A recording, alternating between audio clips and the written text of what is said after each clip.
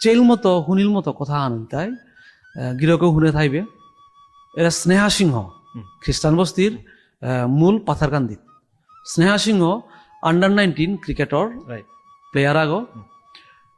মোর duty আনলতে আমি development কাউন্সিলে থাইলু হানতে বিভিন্ন মোরে এবাকাও ফোন করতারা বিভিন্ন ফোন করতারা সমর মোরতা মুকু আন আছে পয়সা পয়সা আমার হেল্প আন লাগে তা আমি হাব্বিরে কোনোদিন কোনো আর না হান মাতে না রুড়ি হাব্বির কথা আমি একসেপ্ট করবি এরে স্নেহা সিংহ মোরে আমার সমাজের বিশিষ্ট শিল্পীগ